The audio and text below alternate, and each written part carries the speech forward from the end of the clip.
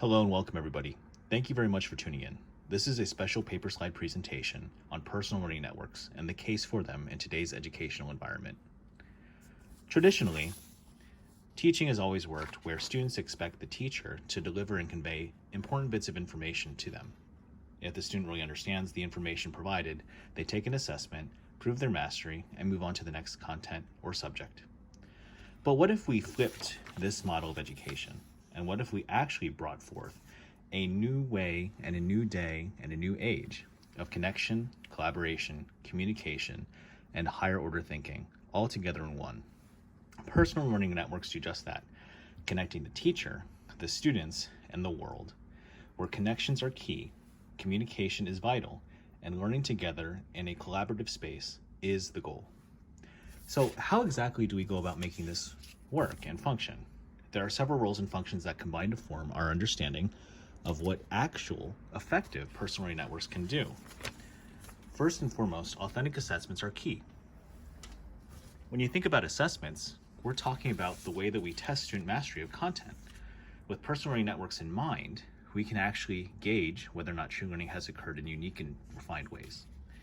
Inquiry-based learning allows for students to really go out there and break down the barriers that once traditional brick and mortar classrooms once held. They can now feel free to learn more about things that actually interest them, of course within confines. Communication-based learning, as stated before, is really important. Understanding the ethics and fundamentals of communication and effective communication is key in today's workplace. Accessibility is really important too. A personal learning network allows for students and teachers alike to access their personal learning network anywhere, anytime. Transparency is really important as well. A personal learning network allows for students and teachers alike to show what they know in unique and eclectic ways. Collaboration can be very important too for personal learning networks and higher order thinking activities. Collaborating with other colleagues or other students in and outside of the classroom can be incredibly valuable. Of course, personal learning networks are learner-centered.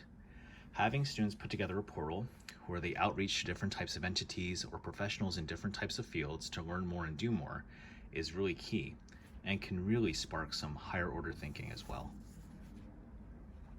What are some benefits to using personal learning networks? How can they change the game of education? Well, here are just a few. From Will Richardson and Rob Manicabelli's Personal Learning Networks textbook, innovation is important. Gauging different perspectives from across cultures and across the world is important.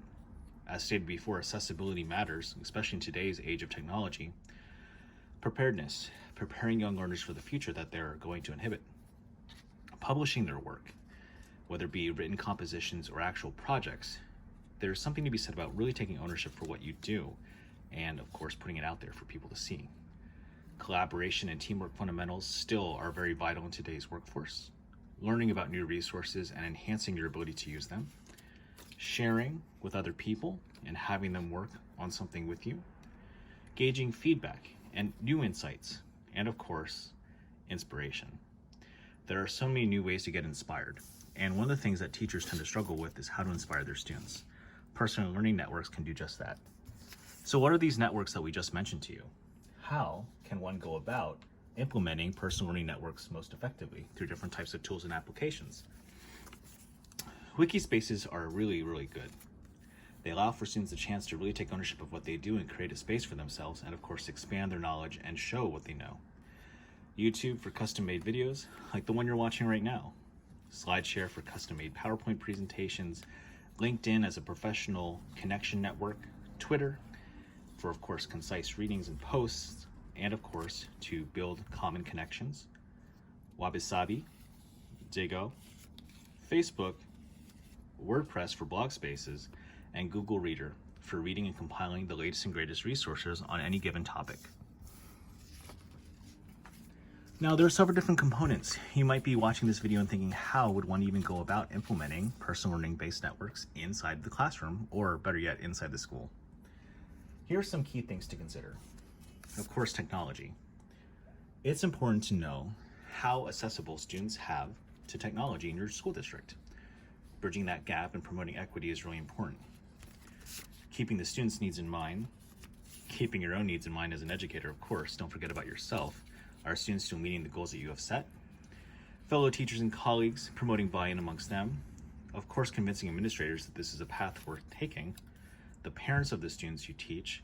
The greater community for promoting greater communication and buy-in, and maybe they can get involved in more of the classroom activities that you have too, and of course, other stakeholders. Let's be clear, not every educational method is perfect. There are many adversities to personal learning networks, but overcoming those types of adversities for the greatest yielded results is the goal. Here's some things to consider.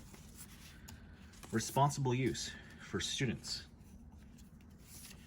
Assessing, blocking, and filtering by the district. The policies of schools, from acceptable use policies to responsible use. Analyzing technical support, seeing how apt and fit they are to actually handle the shift to personal learning networks. Shifting to paperless in general is something that teachers might struggle to deal with. Looking at technology and making necessary updates and putting aside the necessary money to provide for those updates. The politics of education and convincing, of course, people that this is a worthwhile endeavor. And of course, constantly dealing with resistance from people and naysayers who might be saying, how does this work? Can you convince me that this is more than just a social media network where students can talk and just get connected and get off task? Of course it is. Consider this point. Personal learning networks are game-changing because technology is always changing.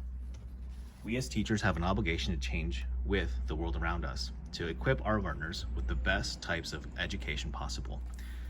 I highly recommend this textbook from Roel Richardson and Rob Mancabelli, as it really does spark different types of insightful inquiry about how we as teachers can promote global connections in a globalized society for a better tomorrow. The end. If you're curious to know more, feel free to reach out, and I'll be happy to respond on my own personal learning network. Thank you for watching.